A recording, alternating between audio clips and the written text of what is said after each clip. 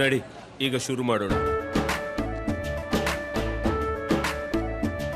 ಕೇಸರಿಯಿಂದ ಮನೋಲ್ಲಾಸ ಮನಸ್ಸು ಮತ್ತೇರಿ ಕುಣಿದಾಡಿದೆ ನೋಡು, ಮನಸ್ಸು ಮತ್ತೇರಿ ಕುಣಿದಾಡಿದೆ ನೋಡು. ಕ್ಷಣ ಕ್ಷಣವೂ ಆಚರಿಸಿ ಕೇಸರಿ ಹಬ್ಬ. ವಿಮಲ್, ಬಾಯಲ್ಲಿ ಹೇಳಿ ಕೇಸರಿ.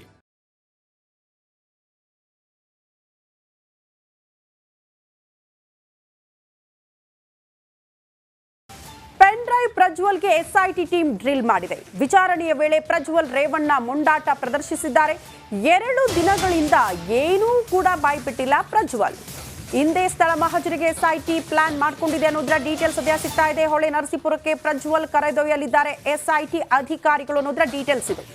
ಹೊಳೆ ನರಸೀಪುರದಲ್ಲಿ ದಾಖಲಾಗಿರುವಂತಹ ಲೈಂಗಿಕ ದೌರ್ಜನ್ಯ ಪ್ರಕರಣ.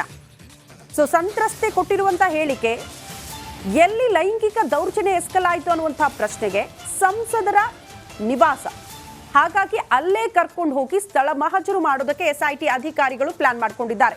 2 ದಿನ ಆಯಿತು ಎಸ್ಐಟಿ ಕಸ್ಟಡಿಯಲ್ಲೇ ಪ್ರಜ್ವಲ್ ರೇವಣ್ಣ ನಿರಂತರವಾಗಿ ಪ್ರಶ್ನೆ ಮಾಡ್ತಿದ್ದಾರೆ. ಬಟ್ ಯಾವುದಕ್ಕೂ ಕೂಡ ಸೂಕ್ತ ಉತ್ತರ ಕೂಡ ಸಿಕ್ಕಿಲ್ಲ ಇಲ್ಲಿ ತನಕ.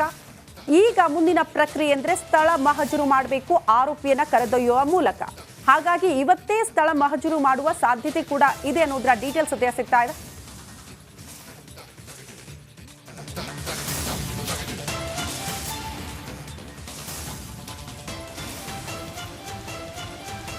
ಈ ಬಗ್ಗೆ ಮತ್ತಷ್ಟು ಡೀಟೇಲ್ಸ್ ಅನ್ನ ಕೊಡ್ತಾ ಹೋಗ್ತಾರೆ ನಮ್ಮ ಪ್ರತಿನಿಧಿ ಮಾದೇಶ್. ನೇರ ಸಂಪರ್ಕದಲ್ಲಿ ಜಾಯಿನ್ ಆಗ್ತಿದ್ದಾರೆ.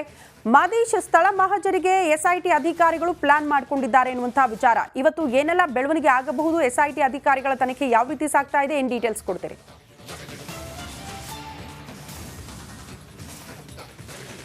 ಶ್ರುತಿ, ಈಗಾಗಲೇ ಪ್ರಜ್ವಲ್ ರೇವಣ್ಣ ವಿರುದ್ಧ ಅತ್ಯಾಚಾರ ಆರೋಪ ಪ್ರಕರಣಕ್ಕೆ ಸಂಬಂಧಪಟ್ಟಂತೆ ಎಸ್ಐಟಿ ಅಧಿಕಾರಿಗಳು ಪ್ರಜ್ವಲ್ ರೇವಣ್ಣನ ತೀವ್ರ ವಿಚಾರಣೆ ಮಾಡುವಂತ ಕೆಲಸವನ್ನು ಮಾಡ್ತಿದ್ದಾರೆ.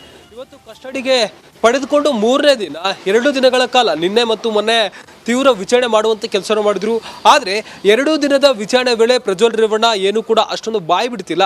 ಎಸ್ಐಟಿ ಅಧಿಕಾರಿಗಳು ಆತನಿಂದ ಏನು ಆನ್ಸರ್ಗಳನ್ನ ಎಕ್ಸ್ಪೆಕ್ಟ್ ಮಾಡ್ತಿದ್ರು ಅದ್ಯಾವುದು ಕೂಡ ಎಸ್ಐಟಿ ಅಧಿಕಾರಿಗಳಿಗೆ ಸಿಗ್ತಿಲ್ಲ. ಪ್ರತಿ ಸತಿ ಏನೇ ಕೇಳಿದ್ರು ಕೂಡ ನನ್ಗೇನು ಗೊತ್ತಿಲ್ಲ ಅನ್ನುವಂಥ ಉತ್ತರನ ಪ್ರಜ್ವಲ್ ರೇವಣ್ಣ ನೀಡ್ತಿದ್ದಾರೆ ಅನ್ನುವಂಥ ಮಾಹಿತಿ ಸದ್ಯಕ್ಕೆ ಲಭ್ಯ ಆಗ್ತಿದೆ. ಜೊತೆಗೆ ಬೇರೆ ಬೇರೆ ಆಯಾಮಗಳಲ್ಲೂ ಕೂಡ ಆತನಿಂದ ಉತ್ತರ ಪಡೆಯುವಂಥ ಯತ್ನವನ್ನ ಎಸ್ಐಟಿ ಅಧಿಕಾರಿಗಳು ಮಾಡ್ತಾ ಇದ್ದಾರೆ. ಇಲ್ಲಿ ಪ್ರಮುಖವಾಗಿ ಒಂದು ಹೊಳೆನರಸೀಪುರ ಕೇಸ್ಗೆ ವಿಚಾರಕ್ಕೆ ಸಂಬಂಧಪಟ್ಟಂತೆ ಒಂದಷ್ಟು ಮಾಹಿತಿಗಳನ್ನು ಕಲೆ ಹಾಕ್ತಿದ್ದಾರೆ. ಆದರೆ ಆ ಒಂದು ಕೆಲಸವನ್ನು ಅಂದರೆ ಅತ್ಯಾಚಾರವನ್ನು ನಾನು ಮಾಡಿಲ್ಲ, ಇದೆಲ್ಲವೂ ಕೂಡ ರಾಜಕೀಯ ಷಡ್ಯಂತ್ರ ಅಂತೇಳಿ ಪ್ರಜ್ವಲ್ ರೇವಣ್ಣ ಉತ್ತರ ಕೊಡ್ತಿದ್ದಾರೆ. ಮತ್ತೊಂದು ಕಡೆ ಮದರ್ ಡಿವೈಸ್ ಅಂದರೆ ವಿಡಿಯೋಗಳೇನು ವೈರಲ್ ಆಗಿತ್ತು ಆ ಒಂದು ವಿಚಾರದ ಬಗ್ಗೆ ಪ್ರಶ್ನೆ ಮಾಡಿದ್ರು ಕೂಡ ಯಾವ ಮೊಬೈಲ್, ಈಗ ಆಲ್ರೆಡಿ ನನ್ನ ಬಳಿ ಇದ್ದಂಥ ಮೊಬೈಲ್ ಕೊಟ್ಟಿದ್ದೇನೆ, ಹಳೆ ಮೊಬೈಲ್ ಕಳೆದಿದೆ ಅಂತ ಹೇಳಿದ್ರು ಕೂಡ ಗೊತ್ತಾಗಲ್ವಾ ಅಂತೇಳಿ ಎಸ್ಐಟಿ ಅಧಿಕಾರಿಗಳಿಗೆ ಉತ್ತರವನ್ನು ನೀಡ್ತಿದ್ದಾರೆ. ಈ ಒಂದು 2 ದಿನದ ಪ್ರೊಸೆಸ್ನಲ್ಲಿ ವಿಚಾರಣೆ ನಡೆಸಿದ್ರು ಕೂಡ ಅಷ್ಟೊಂದು ಏನು ತನಿಖೆಗೆ ಸಹಕಾರ ಸಿಗುತ್ತೆ ಅಂದ್ಕೊಂಡಿದ್ರು ಅದು ಆಗ್ತಿಲ್ಲ. ಹೀಗಾಗಿ ಮುಂದಿನ ಹಂತದ ತನಿಖೆಗೆ ಎಸ್ಐಟಿ ಅಧಿಕಾರಿಗಳು ಪ್ಲಾನ್ ಅನ್ನ ಮಾಡ್ಕೊಳ್ತಿದ್ದಾರೆ. ಹೊಳೆನರಸೀಪುರದಲ್ಲಿ ಈ ಒಂದು ಕೃತ್ಯವನ್ನು ಎಸಗಿದ್ದಾರೆ ಅಂತ ಹೇಳಲಾಗ್ತಿದೆ. ಆ ಒಂದು ಸ್ಥಳ ಮಹಜರು ಮಾಡೋದಕ್ಕೆ ಎಸ್ಐಟಿ ಅಧಿಕಾರಿಗಳು ಪ್ಲಾನ್ ಮಾಡ್ಕೊಂಡಿದ್ದಾರೆ.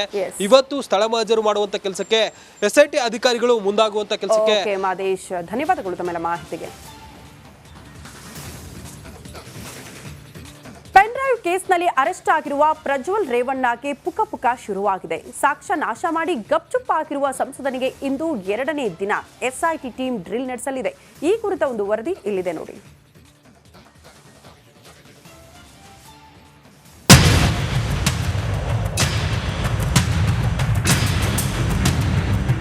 ಇಡೀ ದೇಶವನ್ನೇ ಬೆಚ್ಚಿ ಬೀಳಿಸಿದ ಹಾಸನ ಪೆನ್ಡ್ರೈವ್ ಪ್ರಕರಣದ ಆರೋಪಿ ಪ್ರಜ್ವಲ್ ರೇವಣ್ಣ ಕೊನೆಗೂ ಎಸ್ಐಟಿ ಕೈಗೆ ಸಿಕ್ಕಿದ್ದಾರೆ.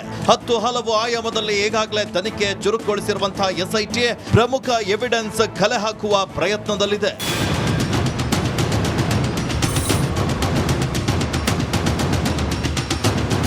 ಪ್ರಜ್ವಲ್ ಕೇಸ್ ತನಿಖೆಯಲ್ಲಿ ವಾಯ್ಸ್ ಸ್ಯಾಂಪಲ್ ಟೆಸ್ಟ್ ಪ್ರಮುಖ ಪಾತ್ರವನ್ನ ವಹಿಸಲಿದೆ. ಆದ್ರೆ ಇದನ್ನ ಏಕಾಏಕಿ ಮಾಡಲು ಬರಲ್ಲ. ಇದಕ್ಕೆ ನ್ಯಾಯಾಧೀಶರ ಅನುಮತಿ ಬೇಕು. ಆಗ ಮಾತ್ರ ಈ ವಾಯ್ಸ್ ಟೆಸ್ಟ್ ಮಾಡಬಹುದು. ವಿಡಿಯೋ ಮತ್ತು ಆಡಿಯೋದಲ್ಲಿ ಏನಿದೆ ಅದರ ಕೆಲವು ವರ್ಡ್ಸು, ಅದು ಕೆಲವು ಲೆಟರ್ಸು, ಆ ಉಚ್ಚಾರಣೆ ಯಾವ ರೀತಿ ಮಾಡ್ತಾರೆ ಅಂತ ಅದರದ್ದು ಡಿಜಿಟಲ್ ಸ್ಪೆಕ್ಟ್ರೋಗ್ರಾಫ್ ತಗೊಂಡು ಒಂದು ಕಡೆ ಇಟ್ಕೊಳ್ತಾರೆ. ಅದಲ್ಲದೆ ಈ ಸಸ್ಪೆಕ್ಟ್ಸ್ ಯಾರಿದ್ದಾರೆ ಅವರ ಈ ಸೌಂಡ್ ಪ್ರೂಫ್ ರೂಮ್ ಅಂತ ನಾನು ಏನು ಹೇಳಿದೆ ಅದರಲ್ಲಿ ಅದೇ ಪದಗಳು, ಅದೇ ಮತ್ತು ಲೆಟರ್ಸ್ ಅದನ್ನು ಉಚ್ಚಾರಣೆ ಏನು ಮಾಡ್ತಾರೆ ಅಂತ ಅದರದ್ದು ಡಿಜಿಟಲ್ ಸ್ಪೆಕ್ಟ್ರೋಗ್ರಾಫ್ ತಗೊಳ್ತಾರೆ. ಈ ಎರಡು ಕಂಪೇರ್ ಮಾಡಿ ಹೋಲಿಕೆ ಕಂಡು ಬಂದಲ್ಲಿ definitely is the person who had spoken in that audio or video ಅಂತ ಕನ್ಫರ್ಮ್ ಮಾಡ್ತಾರೆ.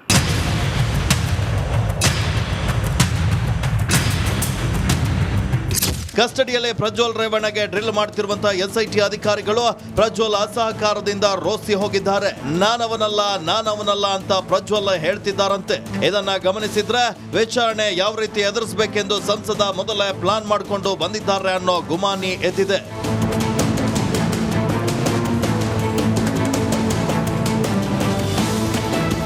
ಇನ್ನು ನಾಳೆ ಅಥವಾ ನಾಡಿದ್ದು ಪ್ರಜ್ವಲ್ ರೇವಣ್ಣರನ್ನ ಸ್ಥಳ ಮಹಜರಿಗೆ ಹೊಳೆನರಸೀಪುರಕ್ಕೆ ಕರೆದುಕೊಂಡು ಹೋಗೋ ಸಾಧ್ಯತೆ ಇದೆ.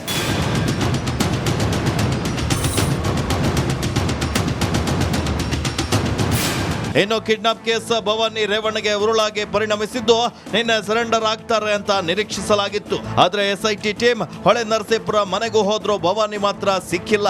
ಎಂದು ಯಾವುದೇ ಕ್ಷಣದಲ್ಲಾದ್ರೂ ಭವಾನಿ ಅರೆಸ್ಟ್ ಆಗೋ ಸಾಧ್ಯತೆ ಇದೆ. Bureau report, republic Kannada.